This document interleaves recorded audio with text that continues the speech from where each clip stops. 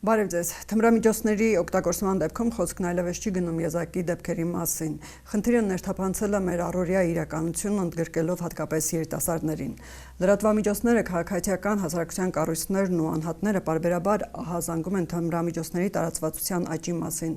Վերջերս հայտնի դարձավ Մղջան գյուղի դպրոցի դեպքը, որը ապացուցում է, որ միգուցե թմրամիջոցը թափանցել է արդեն մեր դպրոց։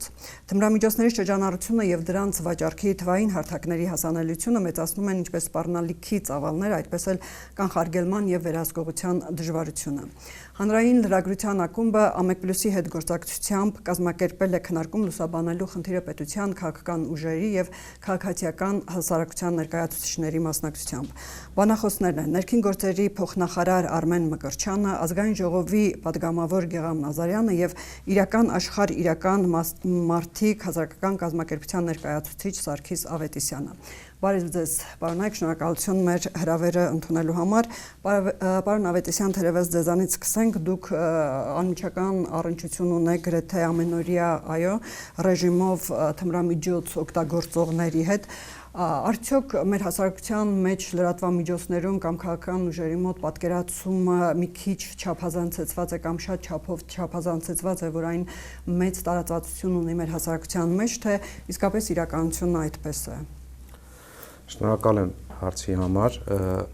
որպես 24/7 ռեժիմով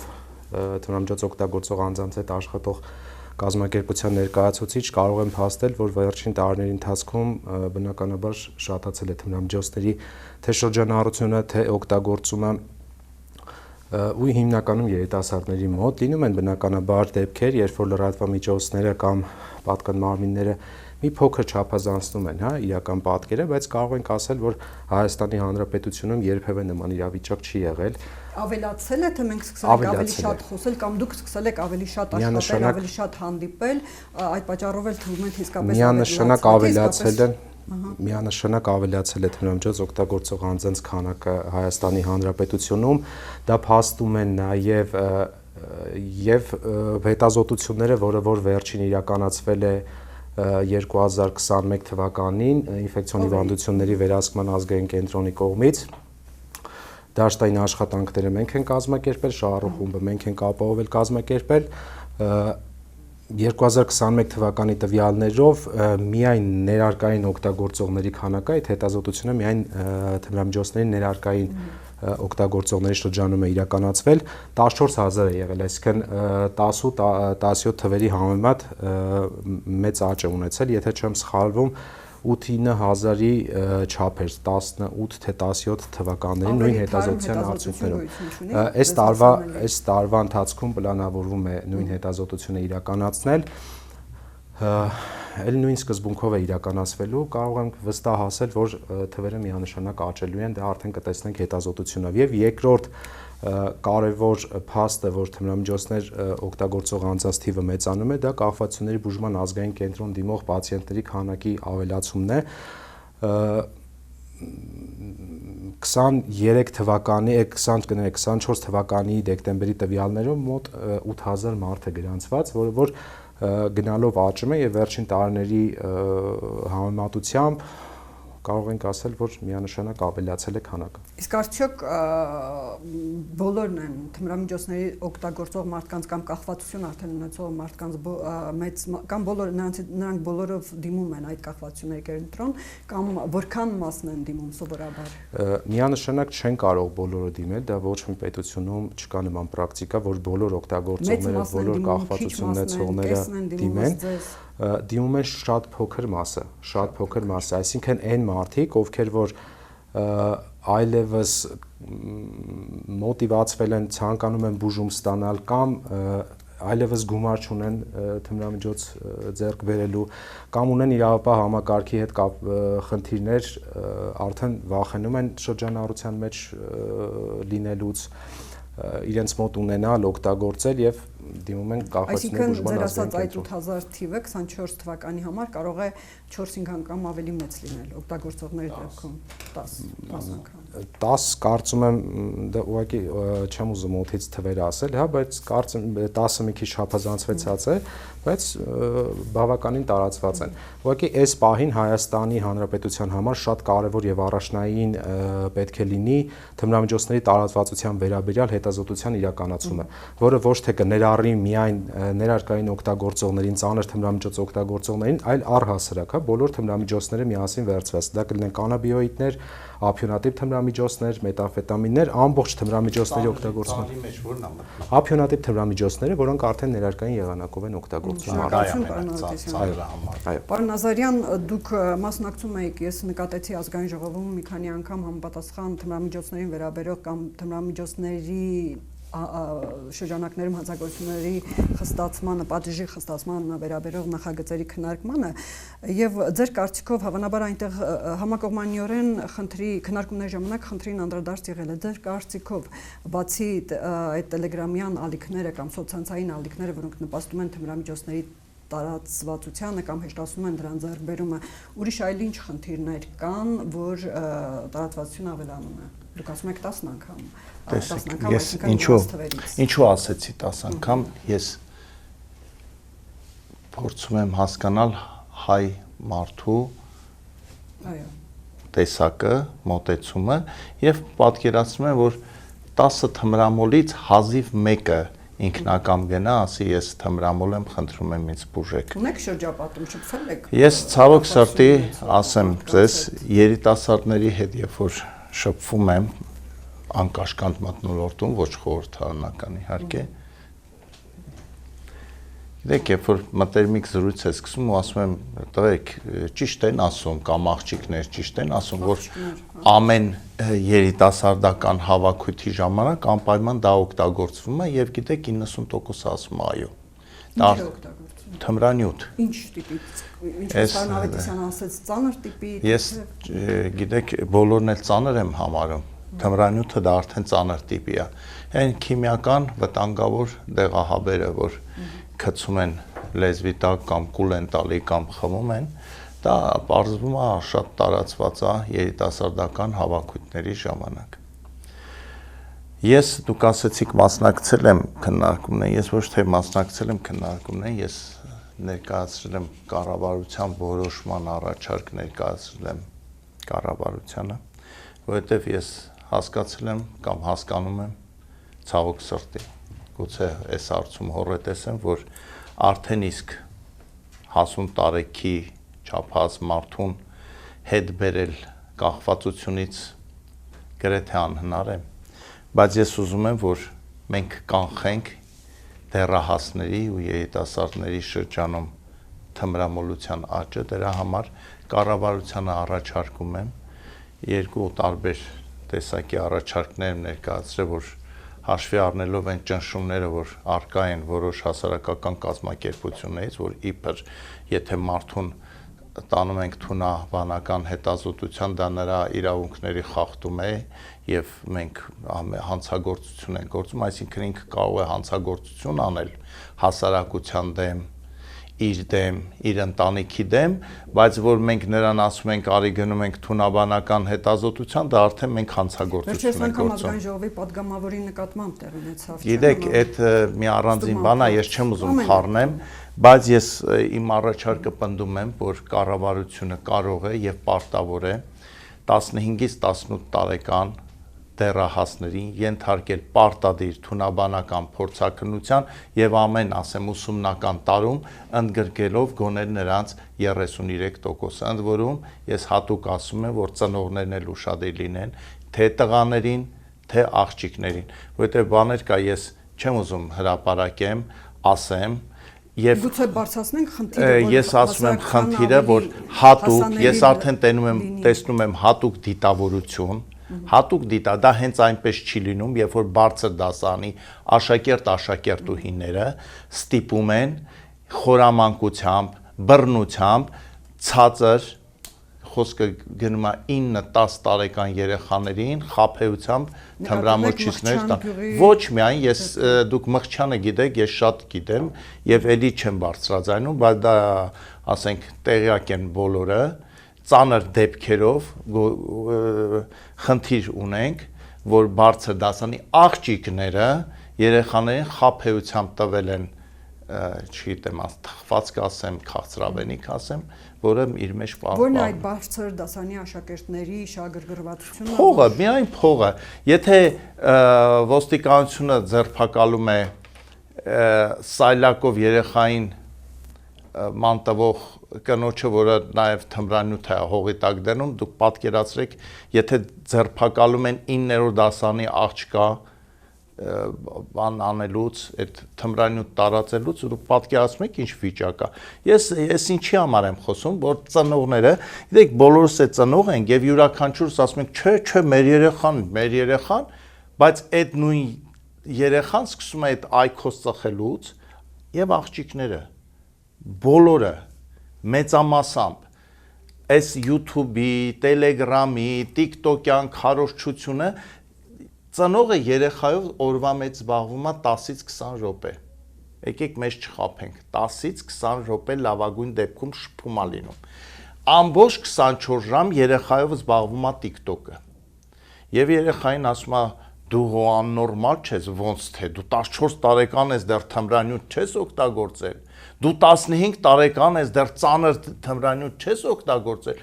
Իսկ ով է հսկելու այդ երեխային, եթե մենք որպես պետություն դա չանենք, ծնողին է չօգնենք, որ անի, դպրոցն է խայտառակ վիճակում է, գիտեք։ Պարոն Նազարյան, պարոն Մկրտչյան, սովորաբար մեր քննարկումների ֆորմատն այնպեսին է, որ քաղաքասարակությունը կամ ընդդիմությունը բարձրացնում են խնդիրներ եւ իշխանության ներկայացուցիչները լսելով, բնականաբար նաեւ տիրապետելով այդ խնդիրներին եւ շատ ավելի խնդիրների ու վիճակագրության տիրապետելով, դուք փորձում եք ձեր դիտարկումներ անել նաեւ պատասխանելով բանախոսների բարձրացրած հարցերին։ Պատասխանելով անդրադառնալով մեր երկու բանախոսի հարցերին եւ լրացուցիչ եւս մի այսպիսի հարց, արդյոք իրավապահ համակարգը չունեն իրենց թերությունները, որ նման մեջ տարածվածությունն է ընդգրկել այդ շրջանառությունը թմրամիջոցների։ Շնորհակալություն։ Նախ նշեմ, որ ես կարծում եմ թմրամոլության, նաև թմրամիջոցների ապօրինի շրջանառության դեմ պայքարում եւ քաղաքասարակությունը եւ ազգային ժողովի մեր գործընկերները եւ գործադիր իշխանության ներկայացուցիչները այստեղում բոլորը մեկ ճամբարում են եւ բոլորը ըստ էության այս են դեպքն է, որ միաձայն պայքարում են այդ երևույթի դեմ եւ ջանքեր են ներդնում եւ այդ ջանքերը մեկտեղելու ըստ էության մեկտեղելու ավելի բարձրացնելու այդ մեկտեղումը անհրաժեշտություն կա։ Ես կիսում եմ բանախոսների մտահոգությունները եւ ըստ էության պետությունը եւս գնահատում է, որ թմրամոլությունը, թմրամիջոցների ապօրինի շրջանառությունը, դրանց ծավալները ըստ էության լրջագույն մարտահրավեր են Հայաստանի Հանրապետությունում, հատկապես երբ որ խոսքը գնում է անչափահաս կամ երիտասարդ տարիքի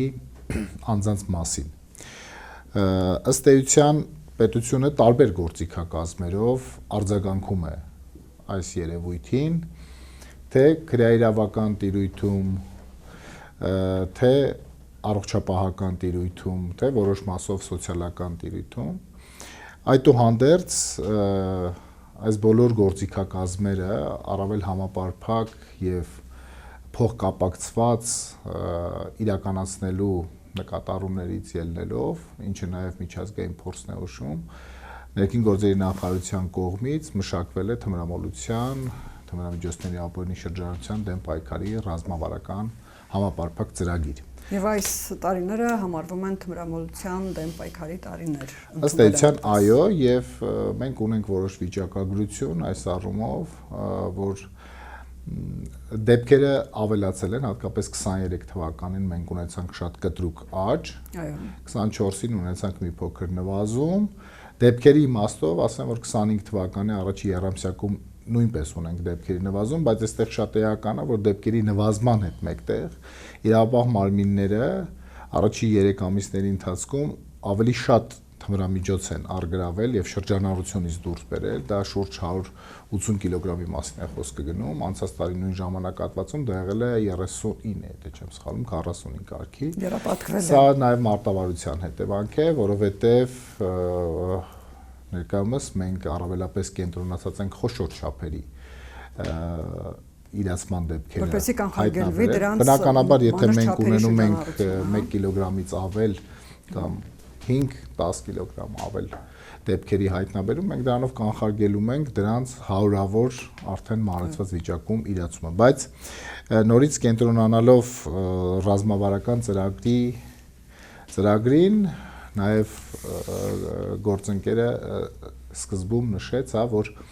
մենք շատ երկար խոսեցինք տվյալների մասին եւ ասեմ, որ ռազմավարությունը թիրախավորել է նաեւ հենց այս հատվածը, որտեղ մենք համապարփակ հետագծելի վիճակագրության եւ վիճակագրական պատկեր ըստ էության այս բային չունենք եւ թմրամոլություն,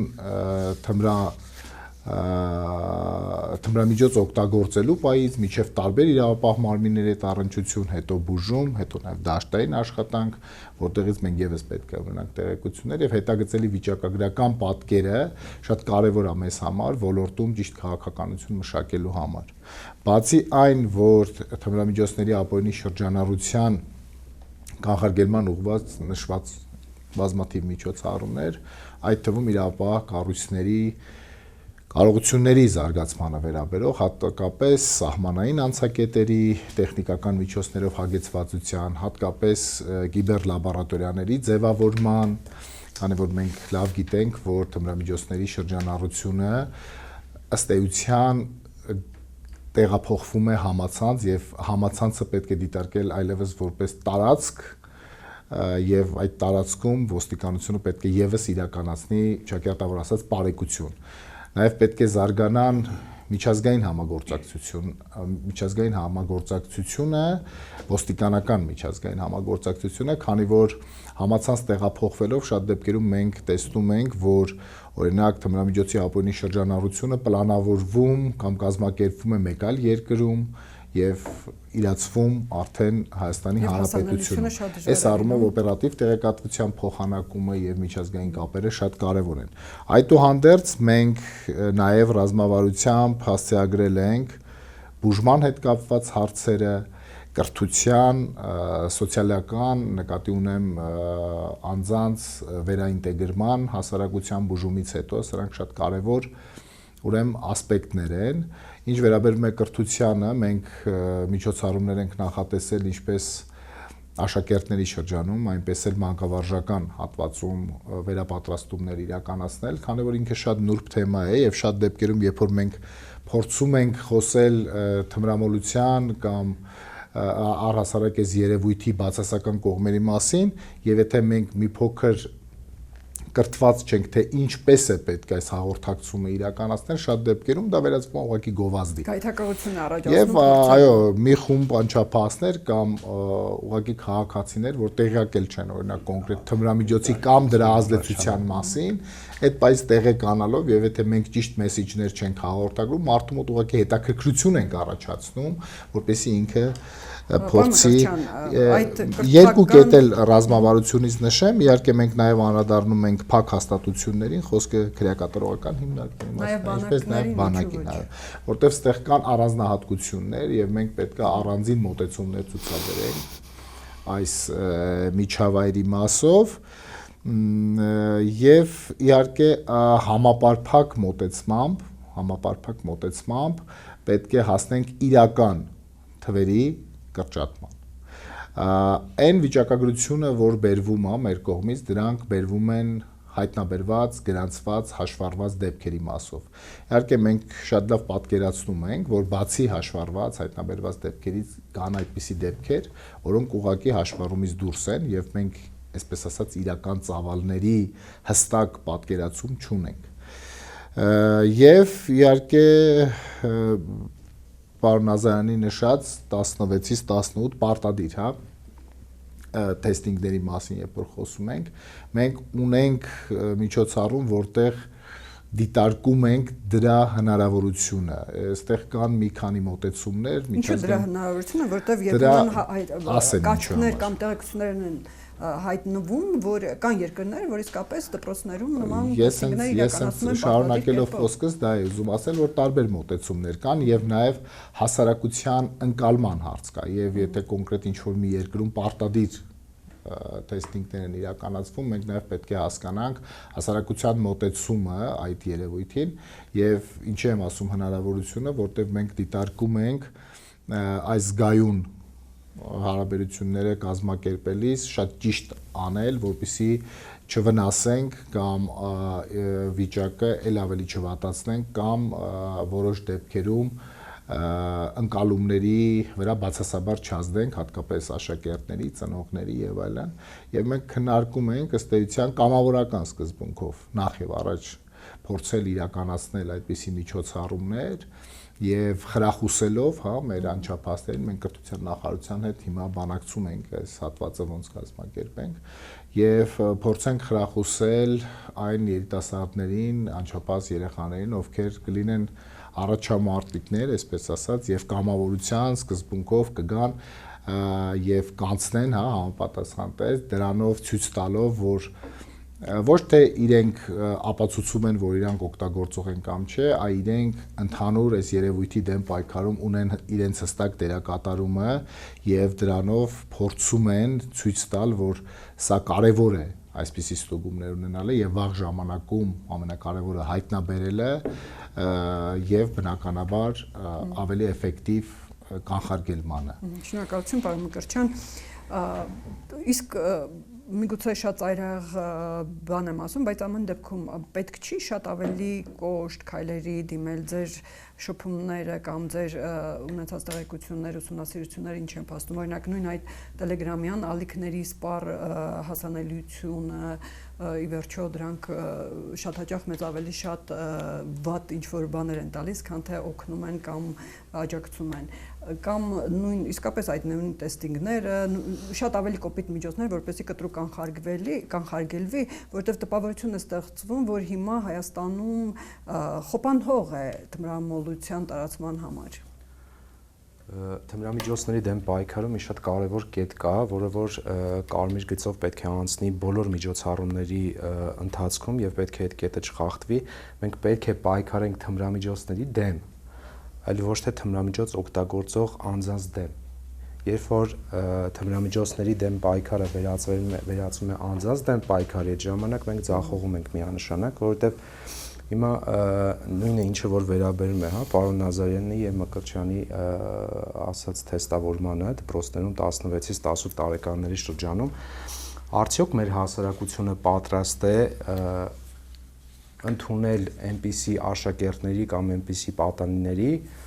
ովքեր որ թեստի արդյունքում պարզվի, որ թմրամիջոցներ են օգտագործել։ Արդյոք հասարակությունը պատրաստ է խարանի եւ խտրականության չենթարկել այդ պատանիներին։ Արդյոք մենք պատրաստ ենք կամ ընտանիքի անդամները պատրաստ են ընդունելու իրենց երեխային այնպեսին, ինչպեսին որ ինքը կա։ Արդյոք պատրաստ են իրեն ուղղորդելու բուժման, իրեն ուղղորդելու բուժման։ Իսկ եթե պատրաստ չեն։ Եթե պատրաստ չեն, պարոն Ես կոշտ եմ ավելի ծայրահեղացնում եմ, ասենք թե պատրաստ չեն։ Մենք խանգարելու ենք այդ երեխայի զարգացմանը։ Ազատ թմրամոլ դառնալուն։ Չէ, տեսեք, մենք այս պահին, գիտեք ոնց ենք խոսում, երբ որ կա թմրամիջոց եւ կա անձ, այդ ասում ենք թմրամոլ կամ թմրամոլություն, բայց իրականում այդպես չի։ Թմրամոլությունը նախ այդ տերմինը վաղուց արդեն կիրառելի չի ամբողջ աշխարհով եւ խորհուրդ է տրվում նման տերմին չկիրառել։ Թմրամիջոցներ օգտագործող կամ թմրամիջոց, չէ, տեսեք, կամ թմրամիջոցներ օգտագործող, մենք պետք է տարբերակենք, հա։ Անձը շատ ներողություն կներեք, ես չեմ ուզում տարբերակենք։ Ես ուզում եմ հստակ լինի, որ թմրամոլությունը վատ բան է։ Թմրադեղ, թմրանյութ օգտագործելը շատ վատ բան է, սկսած կես գրամից վերջացրած, չգիտեմ, 20 գրամ։ սկսած դեղահաբից վերջացրած ներարկումը եւ ես չեմ ընդունում այս մեր կեղծ խաղը, որ եկեք իրանց պուպուշանենք եւ բարուրենք դնենք հարմար տեղ մի ծծակով էլ բանը թմրանյութը սարքում եք ջատագովություն ձեզ թվում է թե մենք ջատագովում ենք մենք ամենաշատն ենք պայքարում թմրամիջոցների դեմ դե եկեք ես էլ ասում եմ եկեք բնակարանային գողերին մեղմ վերա իրանց չասենք բնակարանային գող ասենք գողության սիրահարներ, չգիտեմ, բայց չի մասին ամրամիջոցները լավ էլի խոսքը շարունակելով տեսեք շարունակեմ խոսքս տեսեք երբ որ մարդը տարվա ընթացքում օգտագործում է 3-ից 4 անգամ թմրամիջոց այդ մարդը թմրամոլ չի ձեր ասած այդ մարդը չունի թմրամիջոցներից կախվածություն այդ մարդը մենակ հոգեբանական, սոցիալ հոգեբանական աջակցության միջոցով կարող է շատ հանգիստ վերջ դնել։ 3-ից 4 անգամ օգտագործումը չի բերում։ Տարվա ընթացքում միանշանակ բերում է հետագայի մասին չի խոսքը։ Այդ պահին վերցնում ենք ինչ-որ X անձի։ Առաջի անգամից է։ Հա, այդ մասին չի խոսքը։ Երբ որ մարդը ունի հստակ ձևավորված կախվածություն, իրան ուրիշ աջակցություն է պետք։ Ամեն մեկին իր աջակցությունն է պետք։ Մենք երբ որ մարդիկ լսում են քաղաք հասարակություն, հասարակական կազմակերպություններ, թվում է թե մենք ջատագով ենք թմրան։ Միանշանակ մենք ջատագով չենք։ Մենք ազգային ռազմավարության մշակման ժամանակ շատ կարևոր առաջարկություններ արել ենք, այդ առաջարկությունները ընդունվել է եւ ռազմավարության մեջ տեղ են գտել։ Մենք միանշանակ պայքարում ենք թմրամիջոցների դեմ, բայց ոչ թմրամիջոց օգտագործող անձի դեմ։ Բոլոր ժամանակներում մենք այդ փորձով տեսել ենք ինչքան ուզում եք խստացրեք օրենքները Աֆղանստանը այս պահին ամենադաժան օրենքները ունի բայց այնտեղ համարվում է արտահանող թմրամիջոցներ արտահանող երկիր Ռուսաստանի դաշնությունը վերցնենք Ռուսաստանի դաշնությունում բավականին խիստ է բավականին թմրամիջոցների ոլորտը բավականին խիստ է օրենքներով քրեական հոդվածներով բայց չեն կարողանում արդյունավետ պայքարել։ Եթե մենք ուզում ենք գրագետ արդյունավետ պայքար ունենալ թմրամիջոցների դեմ, պետք է այնպիսի մոտեցումներ որդեգրենք, որ դրանով մարդկանց խտրականության չի, մարդը չվախենա գնա բուժ հաստատություն։ Այս պահին մենք ունենք շահառուներ, կներեք 1 րոպեից ավարտում եմ։ Այս պահին մենք ունենք շահառուներ, ովքեր որ խուսափում են գնան մեթադոնային փոխարինող բուժում ստանալու։ Խուսափում են, ինչի համար, որովհետև իրանց հարևանները կտեսնեն, հարազատները կտեսնեն, հասարակությունը խտրականության կենթարկվի։ Իրանք հարևանները չգիտեն, որ իրենց հարևանը թմրամոլ։ Մարդը խուսափում է, ինչքան էլ իմանան, ինքը այնքան խտրականություն է տեսել թե բժշկական հաստատություններում, թե այլ կազմակերպություն, որ մարդը խուսափում է, չի ուզում գնա բուժում ստանալու։ Ստեղ մենք արդեն խնդիր ունենք։ Իսկ դուք չեք կարծում, որ ձեզ ուղղակի խաբում են։ Իրանք ոչ թե խուսափում են, որ ամաչում են, ուղղակի չեն ուզում բուժվել։ Հենց հիմա մենք շահառ ունենք, չի ցանկանում գնա մեթադոնային փոխարինող բուժում ստանալու, որտեվ իր կինը աշխատում է պետական հիմնարկում եւ միանգամից դուրս հեռացնել են իրան աշխատանքից։ Պարոն Մկրտչյան, դուք ասելիք ունեիք ու մեկ էլ խնդրում եմ ավելեք այն, որ երկրներ կան, որտեղ որոշ տեսակի թմրամիջոցներ թույլատրվում է օրենքով ընդունել, Հայաստանում էլ նման քննարկումներ կային, բայց ի վերջո այդ քայլը իմացություն է բերում հասարակությանը, որովհետև խոսքը շատ թույլ տեսակի շատ, որը խիստ վիճելի է, ինքը թմրամիջոցա, թե թմրամիջոց էլ չի։ Պարոն Մկրտչյան։ Շնորհակալություն, ասեմ, որ աշխարհի որևիցե երկիր զերծ չի այս խնդրից եւ թե զարգացած կամ աշխարհագրական իմաստով տարբեր երկրներում այս երևույթը կա։ Միջազգային երևույթը կա Հայաստանի դեպքում անգամ տարբեր միջազգային զեկույցներում Հայաստանը պարբերաբար հայտնվել է որպես թմրամիջոցների տարանցման։ Բնականաբար, այո, Հայաստանը, այդ թվում Հայաստանը եւս համարվում է որպես տարանցիկ երկիր, հատկապես հարավային սահմանից, Իրանից, հյուսիսային սահմանից, այո, մենք ունենք ենք տարբեր խմբականակների իրացում, ինչպես Հայաստանի Հանրապետության տարածքում, այսպես էլ դրանց տարանցիկ կերպով իրացնելու եղանակներ, որոնք որ հայտնաբերվում են, կանխարգելվում են, ունենանք նաև դեպքեր, որոնք որ իրացվեն։ Բայց ինչ եմ ուզում ասեմ, եւ տարբեր պայքարի մեթոդներ եւ միջոցներ կան միջազգային փորձում, այդուհանդերձ մենք ոչ թե պետքա կոշտ կամ փափուկ արձագանքենք նման երևույթներին, այլ համարժեք արձագանքենք։ Մի դեպքում, երբ որ մենք խոսում ենք թմրամիջոց գործածողի մասին, մի դեպքում մենք երբ որ խոսում ենք թմրամիջոց իրացնողի մասին։ Բնականաբար սրանք երկու տարբեր արարքներ են։ Իրացման դեպքում արարքը որակվում է որպես հանցագործություն եւ բնականաբար պետությունը այստեղ իր ամբողջ գործիքակազմով, եթե կուզեք համարենք դա կոշտություն, ապա պետք է կոշտ արձագանքի։ Այդուհանդերձ թմրամիջոց գործածողի մասով, հա, կամ թմրամոլի արդեն որը որ կախվածության ռեժիմի մեջ է, մենք պետք է նախ եւ առաջ տվյալ անձանց դիտարկենք որպես կարիքի մեջ գտնվող անձ։ Եվ եթե մենք կոշտ ենք արձագանքում նաև տվյալ քաղաքացիներին, սրանով մենք ըստ էության չենք կանխարգելում։ Մենք պետք է նախ եւ առաջ, հա, փուլային կարգով հնարավորություն տանք տվյալ անձանց բուժվելու, եւ դա պետք է շատ ճիշտ եւ գրագետ կազմակերպվի, այնուհետեւ վերաինտեգրվելու հասարակություն։ Այլ կերպ ասած, եթե մենք այս անձանց եւս կոշտ արձագանք ենք տանում, մենք այս առումով իր կողմից թմրամիջոց օգտագործելու պահանջարկի վրա չենք ազդում, որտեվ տեսեք, եկեք մի երևույթ, հա, նայենք, երբ որ մի քաղաքացի մի անձ թմրամիջոց է գործածել եւ դա հայտնի է դարձել եւ թե հասարակությունը, թե իրավապահ համակարգը սկսում է մերժել տվյալ անձին։ Այս դեպքում ինձ թվում է մենք ավելի ենք խորացնում իր թմրամիջոց գործածելու ցանկությունը եւ ես դες ասեմ ցանկացած պարագայում ամենաթանկից մինչեւ ամենաէժան թմրամիջոց հայթայթելու հնարավորությունը ինքը ունենալու է եւ ինքը շարունակելու է եթե մենք իրան պիտակավորում ենք այսպես ասած որպես թմրամոլ մենք տվյալ քաղաքացուն ըստ էության հասարակության լիարժեք որպես անդամ կորցնելով նպաստում ենք որպես ինքը շարունակի մնալ թմրամիջոց օգտագործող կամ թմրամոլ եւ բնականաբար ունենալով պահանջարկ ձևավորվելու է նաեւ առաջարկ եւ մենք ունենալու ենք եւս վատ վիճակագրություն։ Իսկ ձեր բոլորի ուսումնասիրությունները այս տարիների աշխատանքը ինչ է ցույց տալիս թմրամիջոց օգտագործողները որքան նրանց տոկոսն է կարողանում դուրս գալ այդ իրավիճակից թե կախվածությունը։ Տեսեք, ես այս հարցին պատասխանեմ վերադառնալով մեր ռազմավարությանը, մեր նախատեսված միջոցառման եւ նաեւ գործընկերոջ շատ կարևոր կատարած աշխատանքին այսպիսի վերլուծություններ հստակ վերլուծություններ կատարելու համար մեզ հստակ վիճակագրություն է հարկավոր եւ ոչ միայն թվային տեսքով, այլ նաեւ որակական տեսքով, ինչը որ դաշտային, հա, այսպես ասած աշխատանքներում շատ կարևոր տեղեկատվություն է ձեռք բերվում։ Պետք է անձի հետ կապված մենք ունենանք առանձնահատուկ տեղեկատվություն տվյալ անձի վերաբերյալ, որտեղ երբ որ մենք ասում ենք ունենք այսքան թմրամիջոց օգտագործող կամ այսքան թմրամոլ, մենք շատ խորը պատկերացումներ չունենք ինչ անձի հետ գործ ունենք։ Արդյոք անձը ցանկանում է որպեսզի ինքը բուժվի, արդյոք անձը չի ցանկանում կամ իրան միևնույնն է։ Արդյոք տվյալ անձը թմրամիջոց գործածելով վտանգավորություն է ներկայացնում հասարակության համար ավելի շատ, քան մյուս անձը։ Եվ առասարակ հասարակության վերաբերմունքն էլ պետք է շատ հստակ ձևավորվի այս առումով, որտեվ գիտեք հասարակությունը երբեմն տարբեր գնահատականներ է հնչեցնում թմրամիջոց օգտագործող։ Օրինակ միևնույն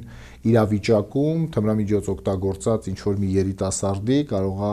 իրենց համայնքում ասեն դե երեխա է մի հատ ծխել է, մեկ այլ դեպքում թմրամիջոց օգտագործողին ամբողջ համայնքով ասեն այս անձը վատ մարդ է, ինքը թմրամոլ է, այս մարդու պետք չի իր այդ շփվել եւ այլն։ Սա նաեւ կախված է թե այդ անձը ով է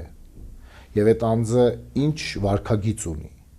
իր շրջապատում։ Սրանք շատ կարեւոր հարցեր են եւ նաեւ հասարակությունը օրինակ պետք է անկալի։ Արդյոք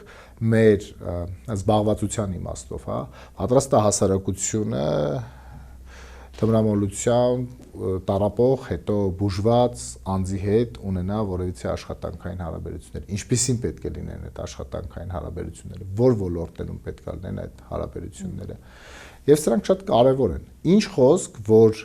կրթությունը եւ մշակույթի ձևավորումը ամենակարևոր ուղղություններից մեկն է, որը որ պետք է սկսել դպրոցական ճիշտ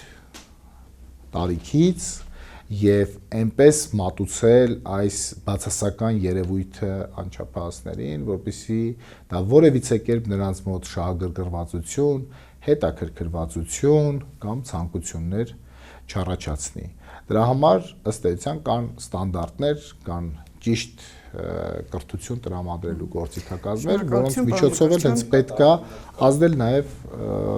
մարդկանց կրթության եւ ընկալումների վրա։ Դուք աշխատանքի բերումով լինում եք իհարկե այլ հարցերով, միգուցե ոչ այս խնդրի բերումով, նաև մեր պաշտպանության որոշ կառույցներում, սահմաններում, միգուցե նաև կալանավայրերում, այնտեղ էլ կա որոշակի թմրամիջոցների ներթափանցում, կալանավայրերի դեպքում ավելին ոստիկանությունը կամ իրավապահ մարմինները պարբերաբար ասում են, որ կանխարգելվեց այս սննդի մեջ կամ այս սիգարետի մեջ թմրամիջոցի ներմուծումը, բայց բնականաբար որոշ չափն էլ կարողանում են ներմուծել։ Ամեն դեպքում ձեր տպավորությունը այնտեղ այդ բանակում հատկապես եւ կալանավայրերում օգտագործման մասին ինչ տարածվածություն ունի։ Ես օրինակ երբեմն հանդիպում եմ երիտասարդների, որոնք ասում են, որ կարծեք թե միտումնավոր ճանապարհով են նրան մղել դեպի օգտագործման իր վերադասը, ինչպես է դա ներթափանցում եւ ինչպես կարող կանխարգելել։ Դուք շատ կարևոր հարց եք տալիս եւ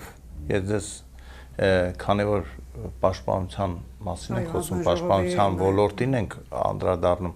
ես չէի ցանկանա մանրամասներ հրապարակել կամ շատ կանգ առնել այս խնդրի վրա, սա ավելի շատ մենք անում ենք առանց տեսախցիկների եւ եթերների, բայց հավատացեք, ես այս առաջարկը, որ արել եմ, որ 15-ից 18 տարեկանները պարտադիր ենթարկվեն թունաբանական փորձաքննության, ես հենց այնպես չեմ արել, կան մտահոգիչ շատ փաստեր, թվեր եւ որոնց մասին մենք պետք է շատ լուրջ մտածենք, բայց ցավոք սրտի ես հիմա նոր լսում եմ մեր ընկերներին, որ մեկը պաշտոնի բերումով պայքար է մղում թմրամիջոցների ներկրման դեմ, մյուսը բարի աշխատանք է անում, փորձում է օգնել այդ ախտով տառապողներին, բայց ես գիտեք իմ մոտ տպավորություն արդեն, որ ինչ-որ մի տեղից մեզ անտեսանելի մի ձեռք ձայն պարտադրում է ինչ-որ քնքշություն այդ երևույթի նկատմամբ, ոնց որ մի հայտնի ֆիլմ արտադրող ասեմ, ինչ ընկերություն կա, որ հիմա ֆիլմերը արտադրում գնում ու պարտադրում է, որ 4 դերասանից պարտադիր մեկը պետք է համասեռամոլ լինի, մեկն է սևամորթ լինի, հիմա մեզ ոնց որ պարտադրում են, որ մենք ինչ-որ քնքշությամբ խոսենք, իսկ մենք շատ ներողություն, մի հարց տալիս ենք, մեր հասարակության բոլոր անդամներն են գիտակից, իրավապահ, բայց օրինակ չեք մտածում, ինչի բանկերի վրա հարձակումներ չեն լինում, որ թալանեն բանկերը, շատ հազվադեպ դեպքեր, ես իմ ինչի հասած մարդիկ, որովհետև գիտի, որ պատժվելու է ինքը, հստակ պատիժ է լինելու։ Թմրամիջոցների դեպքում չեն պատժվում։ Ոչ, չեն պատժվում, ոչ, թմրավաճառքով զբաղվող մարդը բռնվելուց հետո լավագույն դեպքում տնային կալանքի մեջ են եւ շարունակում է այս ծև գործը։ Եկեք այս մասին մենք անկեղծ խոսանք։ Ինչա նշանակում, ինչ կմտածի տնեցին, ինչ կմտածի հարևանը, այդ մարդիկ մեր երկիրը սպանում են, մեր պետությունը սպանում են, մեր երիտասարդներին են սպանում, մենք ինչքան կարանք այսպես sense բան դեպի իրանց քնքշություն, լավա չենք ասում, լավագույն թմրամոլին մրցանակ ենք տալու այս տարի։ Այդ լավ ուր ենք հասել մենք։ Այն որ բաներ, այդ կորոնավիրուս էր։ Մենք հարցնում էինք Չէ, մարդկանց հələ մի բան էլ ասում են, ես ասում եմ, եկեք պետության հաշվին թեստավորենք։ Այն ժամանակ ասում են դուք քո հաշվին, թե չէ գործից ազատելու ենք։ Ու մարդիկ կարիքի մեջ գտնվող մարդիկ գնում են ստիպված թեստավորում մոռացել եք, բայց չէիք ասում մարդու իրավունքներ, էսեն։ Բա եկեք խնդիրը դնենք հիմա դուք ասում եք թմրամոլության դեմ պայքարի լավագույն միջոցը թմրամոլների բացակայությունն է։ Երբ որ այդ մարդը թմրանյութը բերում է, ինքը գիտի, որ սպառող կա, ու այս որ ասում եմ երեխեքին զորով դարձնում են թմրամոլ կախվածության մեջ, որ իրանց շուկան մեծացնեն, եկեք թմրամոլների հարցերը լուծենք, այսինքն այնպես անենք, որ մարդը հասկանա, որ թմրամոլությունը վատ բան է, որ ինքը մերժելի է լինելու հասարակության կողմից, մերժելի է լինելու ապագա փեսացուների եւ հարսնացուների կողմից, մերժելի է լինելու բոլորի կողմից, ավելին, եթե ինքը ասում է թքած ունեմ, որ մերժելի եմ, հասկանալու է, որ 15 տարի անցկացնելու է, պատկերավոր ասեմ, ուղղիչ աշխատանքային գաղութում, եկեք եւ նաեւ համաձայն եմ, դաստիարակենք 0-ից, մանկապարտեզից, դպրոցից, որ թմրամոլությունը բոլոր տեսակի շատ վատ բան է, դա աղետ է, դա կործանում է, դա հակաաստվածային երևույթ է։ Թմրամոլությամբ զբաղվելը նույնն է Աստծու դեմ գնալ։ Այս բաները եթե մենք մեր հասարակությանը չասենք, ես չեմ ասում թմրամոլներին մենք ոչ պետք է նրանց օգնել, ամեն կերպ օգնենք, որ բուժվեն, եթե հնարավոր է, բայց իրենք չասեն, գիտեք, դա ձեր իրավունքն է։ Ինչ իրավունք, ես ներքին գործերի նախարարությունից հերթական պատասխանն եմ ստացել, մոտավոր այսպես։ Գիտեք, ձեր առաջարկը լավն է, բայց դե գիտեք, որ մարդու իրավունքների որոշ պաշտպաններ կա, որ ասում են դա մարդու իրավունքների խախտում է, դե քանի որ դրանք այդպես են ասում, մենք չենք կարա բան անենք, թեստավորենք։ Լավ, բա եթե հիմա 15-18 տարեկանին ստիպողաբար, որովհետև արդեն պետքա ստիպողաբար անենք, կամ ես հիմա սպասելու եմ դեռ որոշ ժամանակ մինչև ներքին գործերի նախարարությունը կամ այլ ուժային կառույց այն աղջկան գտնի, որը երեխեքին քաղցրավենիք է տվել։ Եթե չգտակ, ցույց չտվեցիք ով է, ես բան եմ անելու, նորից այդ մասին սկսելու եմ բարձրաձայնել։ Պարոն Ավետիսյանը վաղուց Ընտրամիջոցներ վաճառողների շրջանառությամբ զբաղվողների մասին չի խոսքը։ Դրանց միանշանակ որևէ մեկը չի արդարացնում, չի պաշտպանում։ Մենք չենք ասում, չէ, եթե դեղա վաճառում նորմալ է իր հետ մեր օրենքները նույնիսկ թույլ են, ձեր ասացի նման նույնիսկ թույլ են, որովհետև ճիշտ եք ասում, մարդուն դեղա վաճառում բռնում են, թմրամիջոցը վաճառում բռնում են ու տնային կալանքի մեջ է մնում։ Միանշանակ մենք կողմ ենք դրան։ Բայց երբ որ օրինակի համար թեստավորում ենք իրականացնել, պարզվել է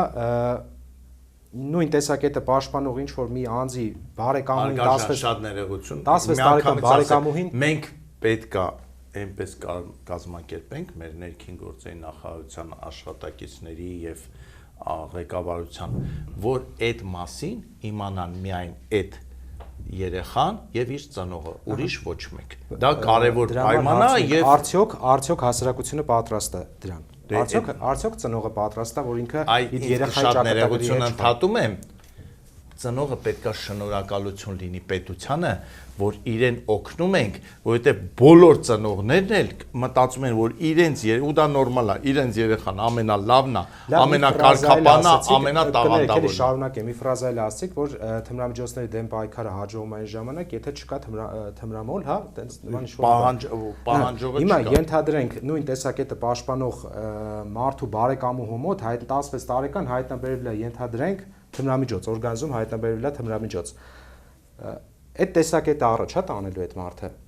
Ասելիա վերջ իրան վառում ենք, կախում ենք, վերացնում ենք։ Իսկ շատ ներողություն։ Ես ասեցի վառելու ենք թմրամոլին։ Երբ որ ասում եք բացակայությունը դա կորցությունը այդպես ենք։ Դուք շատ ներողություն, ես հենց մտածում եմ իր մասին։ Ես ասում եմ եկեք շուտ հայտնաբերենք, որ այդ երեխուն հնարավոր լինի բուժել։ Ես օրինակ առանց անուններ տալու,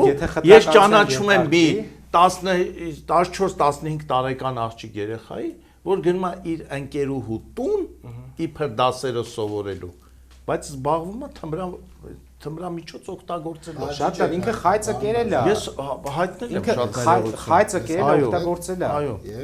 Եվ սպասում եմ։ Երբ եք հայտնել։ Եվ սպասեցի այնքան, մինչև տեղափոխվեցին Ամերիկայի Միացյալ Նահանգներ։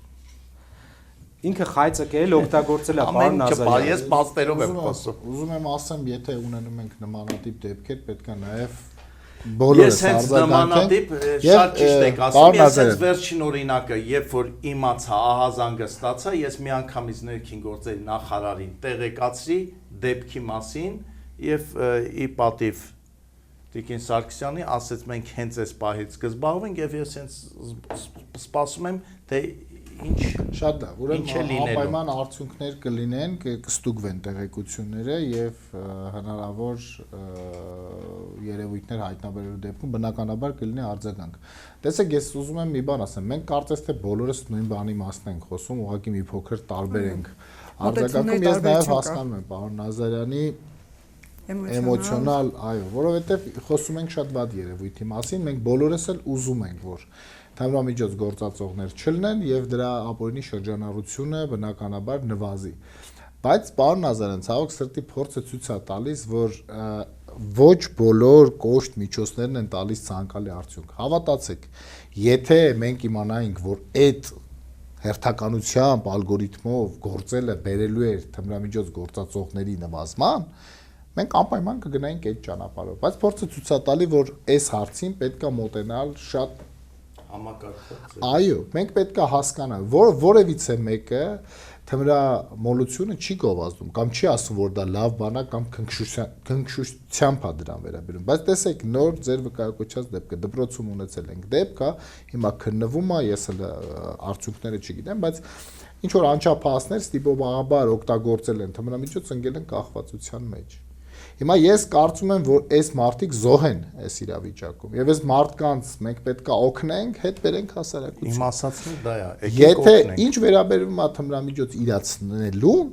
ապա սա քրեական օրենսգրքով նախատեսված բավականին լուրջ սանկցիաներ ունեցող հանցագործություն։ Եվ ինչ եմ ուզում այս առումով ասեմ, տեսեք, մի փոքր էլ խոսենք հա թմրամիջոցների ապօրինի շրջանառության դեմ պայքարից, որտեղ սա ոչ պակաս կարևոր հատված է։ Ես հավելեմ հարցս նույն այդ հարցի շրջանակներում ներկրվում է։ Ինչի է ներկրվում։ Դուք ասում եք մենք կենտրոնացել ենք ավելի շատ խոշոր չափի թմրամիջոցներ հայտնաբերելու վրա, որպեսզի դրանք չմասնատվեն եւ չբաժանվեն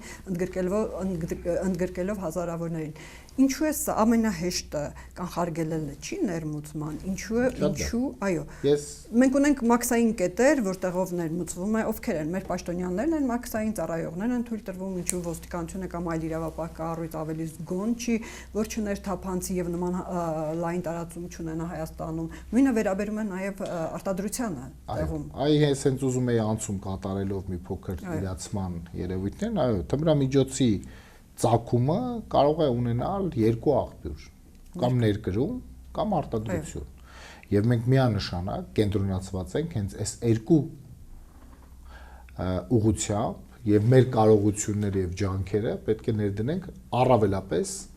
այս երկու ուղղություններին։ Երբ որ մենք ասում ենք սահմանային անցակետ, մենք պետք է նկատի ունենանք, որ ոչ բոլոր դեպքերով են դրանք հենց սահմանային անցակետով ներկրվում։ Իրանի հետ մեր սահմանը շատ մեծ չի, ընդամենը մենք քաղաքական աշխարհաքաղաքական այս հարցերի քննարկումից գիտենք ընդամենը 40 որտեղ մենք ունենք սահմանակետ, բայց նաև ունենք սահմանային այլ հատվածներ։ Եվ տեսեք, երբ որ մենք մեր գործիքակազմը թե տեխնոլոգիապես, թե կրթությամբ բարձրացնում ենք, հա, տարբեր միջոցներ, որպեսզի հայտնաբերենք, հավատացնում եմ, որ թմրաբիզնեսը եւս հետ չի մնում եւ ինքը եւս քողարկման տարբեր տարբերակներ է փնտրում։ Հայտնաբերվում են բավականաչափ մեծ քանակի թմրամիջոցներ։ Որոշ թմրամիջոցներ այդուհանդերձ ներկրվում են եւ մենք հենց այդ ուղղությամբ մեր կարիքը գնահատել ենք եւ հասկանալով որ ստեղ մենք կարիք ունենք, մենք նախատեսել ենք միջոցառումներ, ինչի մասին ես քիչ առաջ խոսեցի։ Եթե սահմանային կետերով չեն ներկրում, մնացած հատվածները հսկվում են, չէ՞, սահմանապահների կողմից։ Ոչ բոլոր հատվածներն է, այսպես ասած, հնարավոր այդ ռեժիմով հսկել։ Որտեղ որ հնարավոր է անցկացնել միտումնավոր, գուցե միտումնավոր կերպով նետելու ճանապարհով, սահմանից եկող տարբեր ձևերով։ Նետելու, գետով ուղարկելու մեր հարևան երկրներում տարբեր մեթոդիկաներ կան, ես ձեզ ասեմ։ Եվ արտադրությունը, ինչ որ միտեղ դա պետք է արտադրվի։ Ասում են գցում են Արաքս գետը, ասում են մենք գցեցինք 2 ժամից գնացեք այն մի հատվածից վերցրեք կանաչ գույնի, հա, պոլիէթիլենային տոպրակով։ Մենք ի սկզբանե կենտրոնանանք թմրամիջոցի ծագման այս երկու աղբյուրների զսպմանը, մենք ունենալու ենք իրացման դեպքերի նվազում։ Բայց եթե մենք այս նվազմանը գնացինք եւ մեր առաջին մասում քննարկված հարցերին չանդրադարձանք, ես նորից եմ ասում եւ գործընկերը երևի չի թողի որ ինքը կհայթայթի իր համար շատ ավելի վնասակար եւ անորակ թմրամիջոցի տեսակ կստեղծի, որը որ շատ ավելի վատ ազդեցություն է ունենալու եւ մենք չենք կարող միայն իրացման կանխարգելումով, բացահայտումով հարցին նայենք եւ չնայենք, որ թմրամիջոց գործածողների հետ կապված հարցեր ունենք։ Այս առաջարկը զսպելով մենք մեկտեղ պետք է նաեւ պահանջարկի հետ կապված մեր հարաբերությունները մեր քաղաքացիների հետ ճիշտ եւ գրագետ կառուցենք։ Ընդամենը այդ 40 կիլոմետր եւ դրա համար մենք փորձում ենք համապարփակ մոտենալ հարցին։ Այդ 48 կիլոմետր այդ հատվածում, այսպես ասած, Ադրբեջանի հետ մեր այդ հակամարտության արդյունքում մենք անգիր ենք արել Իրանի հետ մեր սահմանի գրեթե բոլոր հատվածները։ Հնարավոր չի այնպիսի միջամտություն, այնպիսի վերահսկողություն անել, որ նման եղերն կարելի ասել։ Հնարավոր է այս պայմանությամբ հնարավոր է անել այնքան վերահսկողություն, ինչքան որ արվում է։ Եվ ըստ էության, ինչքան որ հայտնաբերվում է։ Կարելի է այդ հնարավորությունները ավելի զարգացնել։ Կարելի է, եթե մենք չտեսնեինք, որ զարգացման տեղ կա, մենք նաև միջոցառում չէինք նախատեսի։ Եթե մենք չտեսնեինք, որ տեխնոլոգիաները ավելի զարգացնելու տեղ կա, ավելի զգայուն տեխնիկա ունենալ, կինոլոգիական ծառայություն ունենալ, ավելի Նիկոլ Փաշինյանը անգամ վերջերս հայտարարեց, որ մենք պետք է ներմուծումից սկսենք, չէ՞։ Ես դա եմ ասում։ Մենք ունենք երկու ծագման աղբյուր, եւ մենք պետք է կենտրոնանանք այս երկու աղբյուրների զսպման վրա։ Պարոն Ավետիսյան, ձեր դիտարկումները, ձեր դիտարկած այդ թմրամիջոց օգտագործողների շրջանակներում որ դեպքերն է նաև հավելենք այդ հարցը ավելի շատ ծանր թմրամիջոց, խիստ թմրամիջոց օգտագործողները թե ավելի թեթև ծանր թմրամիջոց տեղական արտադրությունը թե ներկրված ծանր թմրամիջոց օգտագործող անձանց հետ ենք մենք հիմնականում աշխատում, վերջին տարիներից սկսել ենք նաև առհասարակ թմրամիջոց օգտագործող անձանց հետ աշխատել։ Տեսեք, թմրամիջոցների դեմ պայքարը պետք է բաժանել 3 բլոկների եւ ազգային ռազմավարություններ հենց այդ սկզբունքով է կազմվել։ Թմրամիջոցների ներմուծում, շրջանառության բլոկավորում եւ կախվածություն ունեցող անձանց բուժում։ Այդ համապարփակացված այս 3-ի ներառումն է։ Երբ որ օրինակ սահմանների վրա այնպես արվի, դա երազանք է, բայց կցանկանամ, որ Հայաստանի Հանրապետությունը մի օր ունենա այդ իրավիճակը, երբ որ ենթադրենք սահմաններից բացարձակապես թմրամիջոց չի մտնում Հայաստան, չի ներկրվում Հայաստան, բայց Հայաստանում մենք արդեն ունենք կախվածություն։ Գուցե եվրոդիտորդներին խնդրենք դիտարկել։ Մենք ունենք կախվածություն ունեցող ունենք այդ չի օգնելու, հարցս ուրիշ է։ Ենթադրենք հասել ենք մի պահի, երբ որ չի մտնում բացարձակ Հայաստան թմրամիջոց։ Արդեն իսկ կախվածություն ունեցող մարդը ինչ է անելու։ Ինքն է աճացնելու, ենթադրենք։ Ինքն է ինչ-որ տարբերակներով հայթայթելու։ Իրանի սահմանից չմտավ, չգիտեմ, ինքնաթիռներով Եվրոպայից է ենթադրենք մտնելու, այլ ճանապարհներով է մտնելու։ Երբ որ մենք ունենանք այն իրավիճակը, որ կարողանանք կախվածություն ունեցող անձին տրամադրել համապատասխան բուժում ասելով, սկզբից էլ խոսեցինք այդ մասին, պարոն Մկրտչյանը մանրամասն ներկայացրեց վիճակագրության մասով, շատ դժվար է բուժում ապահովելը։ Նույնիսկ բազմաթիվ մասնագետներ կախվածությունը որպես հիվանդություն են դիտարկում եւ քրոնիկ հիվանդություն են դիտարկում որպես չկա վերջնական բուժում։ Թմրամիջոց օգտագործող թմրամիջոցներից կախվածություն ունեցող անձին չկա վերջնական բուժում, կա ռեմիսիայի շրջան։ Այսինքն բուժումը արդյունավետ է եղել, մարդու մոտ ենթադրենք 10 տարի կամ մինչև կյանքի վերջ ապահովել է ռեմիսիայի շրջան։ Երբ որ նման վիճակագրություն մենք վարենք, վիճակագրությունը վարվելու է օրինակ բուժհաստատությունից մարդը բուժված դուրս է գրվել, ասել են բուժվել է, գնաց 6 ամիս հետո օգտագործեց, դրա մասին էլ ոչ մեկ չի իմանալու։ Այդ շատ բարդ է նման վիճակագրություն վարելը եւ ասել է, որ մարդը, չգիտեմ, Հայաստանում այսքան մարդ ենթադրենք բուժվել է։ Դրա համար, քանի մենք չունենք վերականգնողական կենտրոններ, մենք չունենք հստակ բուժում, մենք չունենք սոցիալ-հոգեբանական մասնագիտացված այնպիսի թիմ, որը կարողանա մարդուն օգնել, ապահովել այդ բուժման դադարը, ռեմիսիան ապահովել երկարատև։ Մենք բուժումը շատ ավելի թանկ է, քան թմրամիջոց ձեռք բերելը։ Միանշանակ, մենք ներմուծման վրա ինչքան էլ ջանքեր դնենք, Իրանի սահմանից չմտավ, մյուս տեղից է մտնելու։ Դրանք պետք է լինի համապարփակ, մանր քայլերով, բայց հաստատում պետք է հասնենք այդ նպատակին։ Ու այդ ամբողջը միասին պետք է արվի, ամեն մեկը իր տեղում պետք է արվի։ Կարևորը պետք է հավատալ, որ այդ խնդիրը լուծելի է։ Միանշանակ, պարոն Նազարյան, եթե այդ հավատը չլինի, ու ասենք դեմ Ամերիկայում էլ կա, Ճապոնիայում էլ կա, մենք ոչ չենք հասել։ Այ երբ որ այդ օրինագիծը քննարկվում էր թմրամիջոցների շրջանակներում հայտնաբերված հանցագործությունների պատիժների խստացում ազգային ժողովում, միտք հնչեց, որ Սինգապուրում գրեթե զրոյականի է հասած, այո, այդ Սինգապուրում եւ ես ես մի բան էլ ասեմ։ Այդ փորձի փոխանակման առումով ինչ են կիրառում, որ մեր գործընկերները ինձ թվում է ներքին գործերի նախարարությունից իրենք այդ փորձերը լավ ուսումնասիրում են, բայց ես ուզում եմ մի կարևոր դիտարկում անենք հանուն արդարության, որովհետև եթե դա չենք անում, մենք մեր այս աշխատանքը նույնիսկ այս 1 ժամանոց զրույցը անիմաստ է դառնում, մենք պետք է հստակ ասենք, որ ոչ թե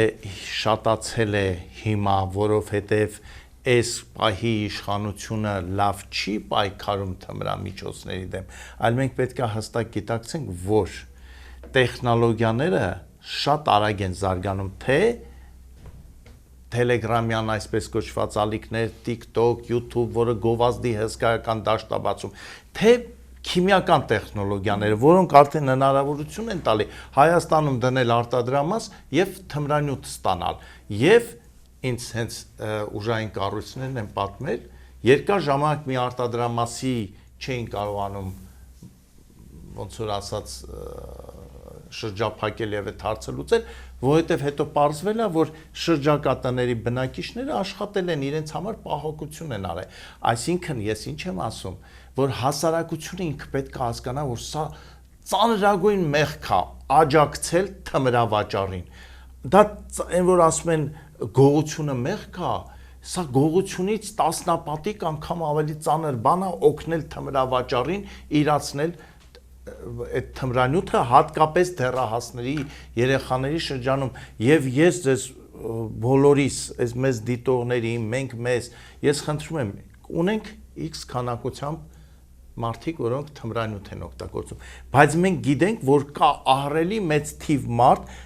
երեխաներ, դեռահասներ, որ չեն օգտագործում։ Եկեք մեր ջանքերը, նպատակները ուղղվենք նրանք, որ այդ սերունդը, որ գալիս է, որ այսօր 14 տարեկան է, 15 տարեկան է, այնպիսի գիտակցումով մտնի կյանք, որ ինքը ինչ ձևի թմրանյութ էլ առաջարկեն, ասի ներողություն, ես դրանով հետաքրքրված չեմ։ Այսօր մեր մոտ հասարակությունում այնպիսի կարծիք կա, որ Հոլանդիայում հոլանդացիները բոլորը թմրամոլներ են, չէ՞, բայց ես ձեզ ասեմ, ամենամաքուր երկիրն է Եվրոպայի զերծ թմրամոլությունից, ամենամաքուր երկիրն է, որտեղ թմրավաճառության համար 21 տարի ազատազրկում է։ Էս է իրական բանը։ Դուք ուսումնասիրելով այդ ամբողջ փորձը, հավանաբար ավելի իրականությանը մոտ բանալիներ ունեք, հա, լուծման, քան մնացած բոլորը։ Ըստ էության լուծման բանալիները ներառված են հենց ռազմավարության մեջ։ Սա իհարկե երկարաժամկետ process է եւ մենք փուլ առ փուլ հետզհետե հասնելու ենք մեր նպատակներին, այդուհանդերձ որպես ավելի կարճաժամկետ կամ միջնաժամկետ process-ներ մենք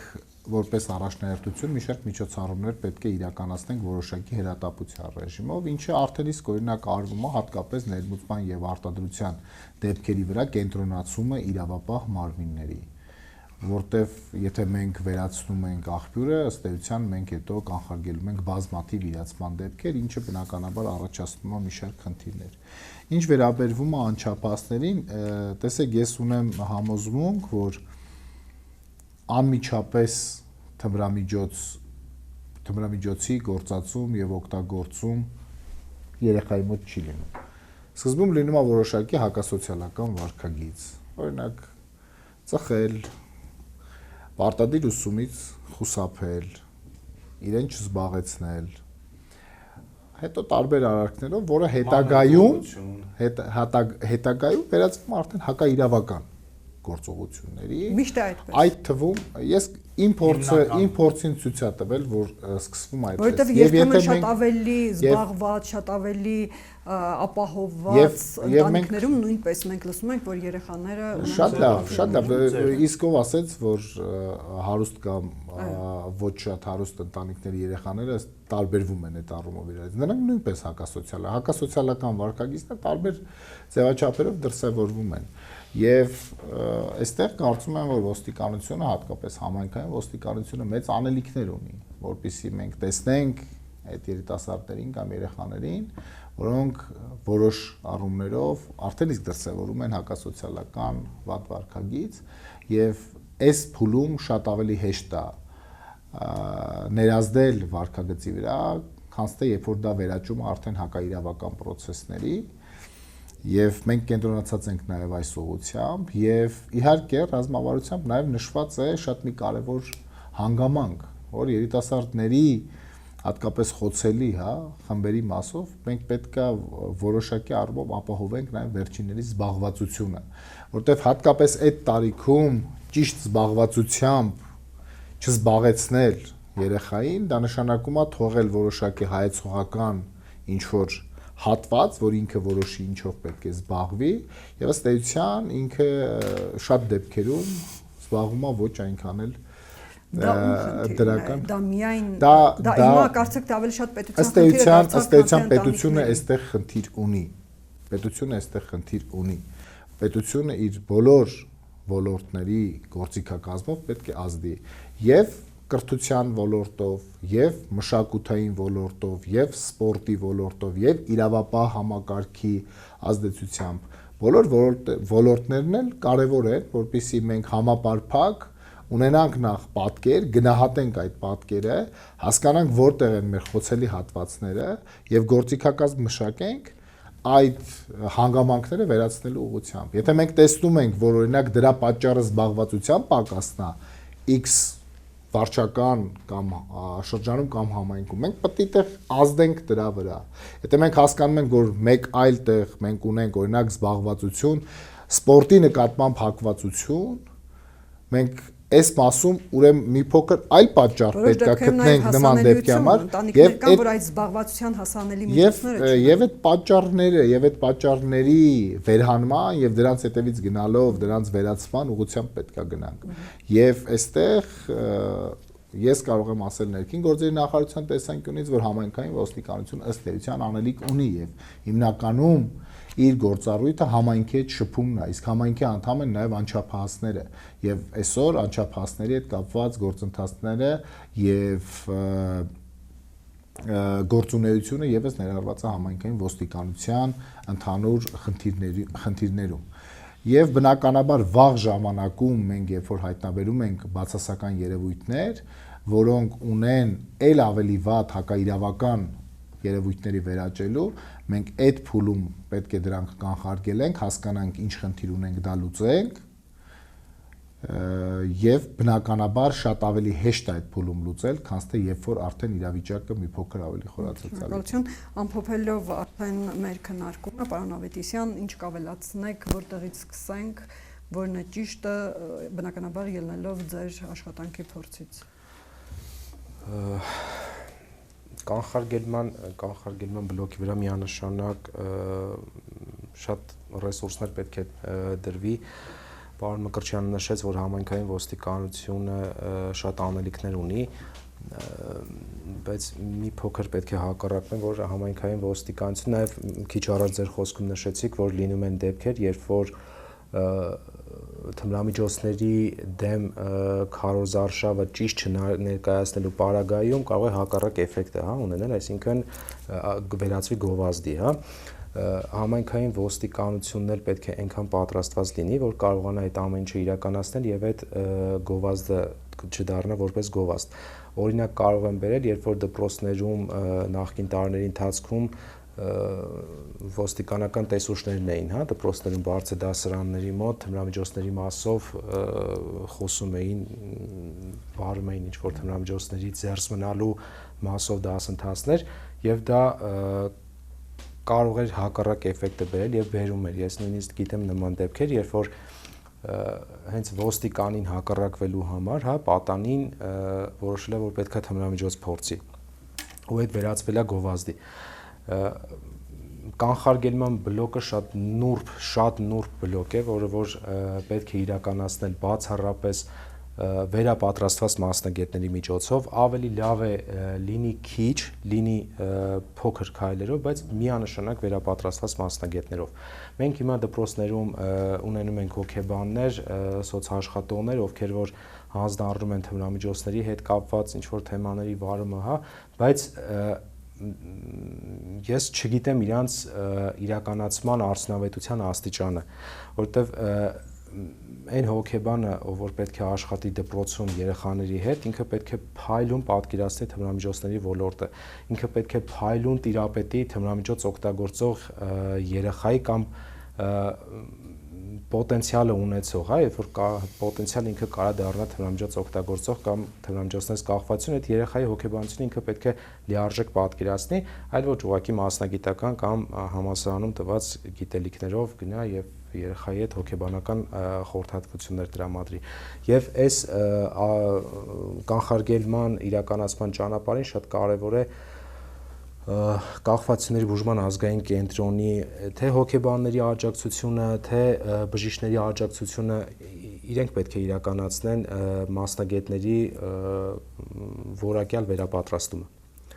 Շնորհակալություն պարոն Ավետիսյան, պարոն Նազարյան։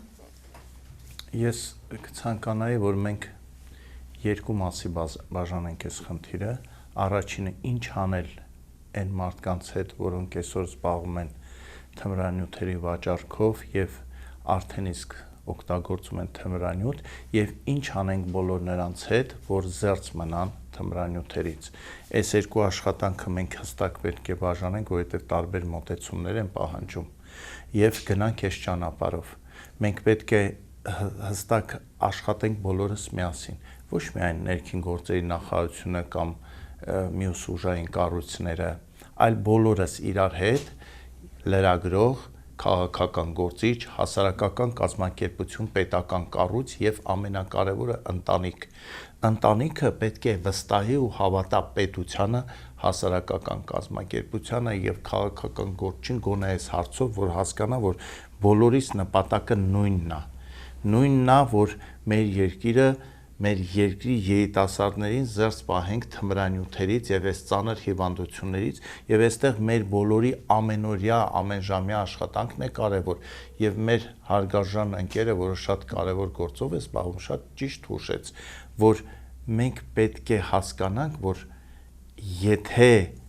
մենք ուղղակի վերցնենք եւ այս մարդկանց չթողնենք, որ ինչ որ թմրանյութ ստանան, երբ որ ինքը հիվանդ է, մենք ուղղակի իրեն կդնենք ավելի ծանր վիճակում եւ այս դրա համար եմ ասում եկեք ես չեմ ասում որ այս 15-18 տարեկաներին պարտադիր թունաբանական փորձաքննությունը լուծելու է բոլոր խնդիր բայց սա կդառնա մի կանխարգելիչ օղակ բայց ամենակարևորը դա մանկապարտեզ դպրոց տուն եւ տուն որ ասում եմ ամենակարևորը սիրելի ծնողներ ձեր երեխաներին հեռու պահեք, հատկապես մինչև 14-15 տարեկան երեխաներին TikTok-յան, Facebook-յան եւ YouTube-յան այդ կարճ խոլովակներից, որտեղ ամենավատ գովազդներն են գնում։ Ձեր աշխատանքը գիտեք, հեշտացնում եք, ասում եք թող երեխան հեռախոսի մեջ մնա, դուք ձեր գործերով եք զբաղվում, բայց այդ պահին ձեր երեխայի մեջ արթնանում են բոլոր բացասական գծերը եւ այս իմ խնդրանքն է մեզ բոլորիս ու ծնողներին։ Եկեք տանը ուշադիր լինենք, որ հետո չասենք ուսուցիչը լավը չէր, ոստիկանը լավը չէր, քննիչը լավը չէր, իմ հասարակական կազմակերպությունը լավը չէր եւ падգամավորներն էլ լավը չեն ու լավը չեն։ Եկեք բոլորս միասին այս հարցը լուծենք եւ ես վստահ եմ, որ մենք գոնե Հոլանդիայի մակարդակին կհասնենք։ Շնորհակալություն պարոն Մկրտչյան եւ ինչպես պարոն Նազարյանը նշեց, արդյոք պատժի խստացումը կարող է լուծումներից մեկը լինել կամ ընդունելի լուծում լինել, հատկապես որ ազգային ժողովում արդեն իշխող խմբակցության իշխող ուժի խմբակցության падգամավորներից մեկն է ներկայացրել նման օրինագիծ։ Դեք պատժի խստացումը կարող է լինել լուծում, եթե դա տեղին է եւ ճիշտ գնահատված է, բայց դա չի կարող լինի միակ լուծումը երևույթի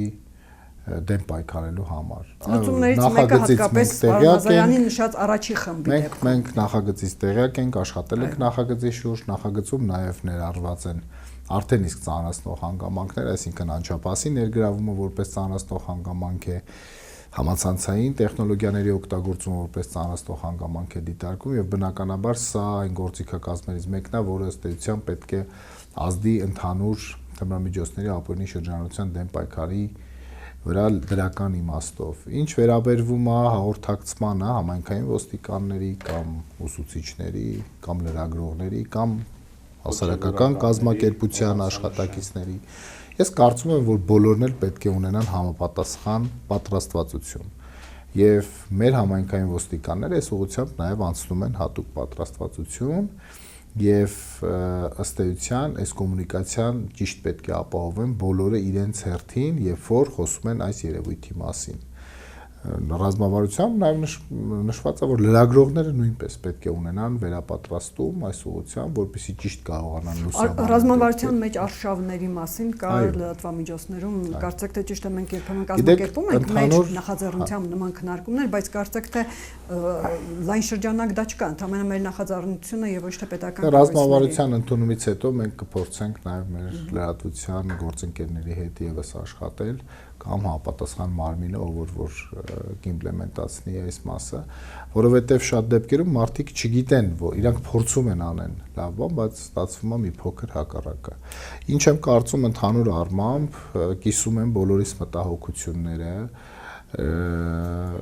շատ դրական եմ համարում, որ մտահոգվածությունը հասարակության մեջ եւ թե ազգային ժողովի գործընկերների, թե հասարակական կազմակերպություններում, թե գործադիրներում, թե լրատվության մեջ մտահոգությունները կան եւ այդ մտահոգությունները տեղին են եւ ցանկություն կա երևույթի դեմ պայքարելու, այդ երևույթը նվազեցնելու կամ մեր լավագույն ցանկության դեպքում վերացնելու համար ես կարծում եմ, որ ջանքերը պետք է մեկտեղել, երևույթներին հստակ գնահատականներ տալ եւ այդ գնահատականների հետևից հետեւողականորեն գնալով ունենանք ցանկալի արդյունք։ Շնորհակալություն։ Շնորհակալություն մեր քննարկմանը մասնակցելու, պարոն Նայք։ Ես հիշեցնեմ, որ ԱՄԵԿ+-ի տաղավարում հանրային լրագրության ակումբի նախաձեռնությամբ քննարկում էր թմրամիջոցների ապօրինի շրջանառության եւ դրա դեմ պայքարի մասին, եւ մեր բանախոսներն էին ներքին գործերի փոխնախարար Արմեն Մկրտչյանը, ազգային ժողովի падգամավոր Գեգամ Նազարյանը եւ Իրական Հայաստան իրական մարդիկ հասարակական կազմակերպության ներկայացուցիչ Սարգիս Ավետիսյանը։ Եվ մեր քննարկումը կազմակերպվել էր Արդարացի դատաիրավական բարեփոխումներ ծրագրի շրջանակում, որն իրականացվում է Ժողովրդավարության զարգացման հիմնադրամի առաջնորդությամբ ձևավորված կոնսորցիումի կողմից, որի անդամներն են Հանրային լրագրության ակումբը, Հելսինկյան քաղաքացիական ասամբլեայի Վանաձորի գրասենյակը եւ Իրավունքների պաշտպանություն առանց սահմանների հասարակական կազմակերպությունը։